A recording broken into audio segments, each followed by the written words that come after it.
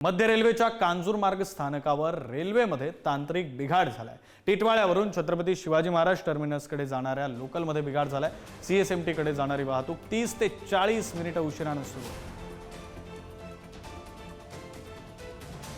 CSMT कडे जाणाऱ्या लोकलमध्ये बिघाड झालेला आणि त्यामुळे 30 ते 40 मिनिटं उशिराने लोकलची सेवा सध्या सुरू आहे। टिटवाळ्याहून सीएसएमटी कडे ही लोकल जात होती। कांजूरमार्ग स्थानकावर हा बिघाड झालाय आणि त्यामुळे लोकलची सेवा ही 30 ते 40 मिनिटं उशिराने सुरू आहे। मध्य रेल्वेवरील हा प्रकार आपण पाहतोय। कांजूरमार्ग स्थानकावर रेल्वेमध्ये काही तांत्रिक बिघाड झाला आणि त्यामुळे मध्य रेल्वेवरील सीएसएमटी कडे जाणारी वाहतूक ही 30 ते 40 मिनिटं उशिराने सुरू आहे।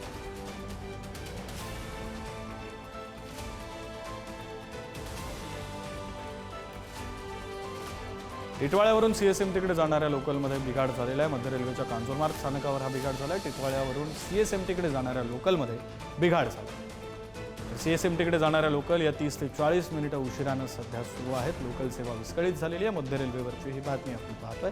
मध्य रेल्वेच्या कांजूरमार्ग स्थानकावर लोकलमध्ये तांत्रिक बिघाड झाला। टिटवाळ्यावरून सीएसएमटी कडे जाणाऱ्या लोकलमध्ये बिघाड झाला आणि त्यामुळे आता मध्य रेल्वेची वाहतूक ही 30 ते 40 मिनिटं उशिराने सुरू आहे। प्रतिनिधी धनंजय दळवी फोन लाईनवरून जोडले गेलेले आहेत। अधिकचे तपशील त्यांच्याकडून। धनंजय,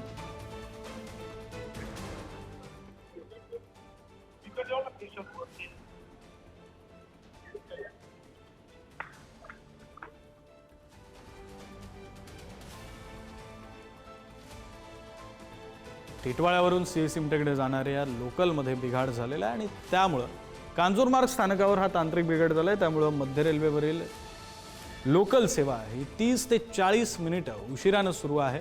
टिटवाळ्याहून सीएसएमटी कडे ही लोकल जात होती। आपले प्रतिनिधी धनंजय दळवी आपल्यासोबत आहेत। अधिकचा तपशील त्यांच्याकडून घेऊया। धनंजय, विक्रांत, आपण जर पाहिलं तर सध्या मध्य रेल्वेची वाहतूक ही पाऊण तास उशिराने पाहायला मिळते, कारण की टिटवाळावरून छत्रपती शिवाजी महाराज टर्मिनसच्या दिशेने अप मार्गावर कांजूरमार्ग स्थानकादरम्यान या लोकलमध्ये बिघाड झाला होता। त्यामुळे लोकल जी आहे ती कांजूरमार्ग स्थानकावर काही वेळ 20 ते 25 मिनिटं त्या ठिकाणी उभी होती। त्यामुळे हा खोळंबा झालेला पाहायला मिळाला। सध्या मध्य रेल्वे जी आहे ती सुरळीत सुरू करण्यासाठी सर्व प्रयत्न मध्य रेल्वेकडून केले जातात। मात्र हा उशीर झाल्यामुळे चाकरमानी जे आहेत ते अनेक स्थानकांवर जे आहेत ते थांबलेले पाहायला मिळतात।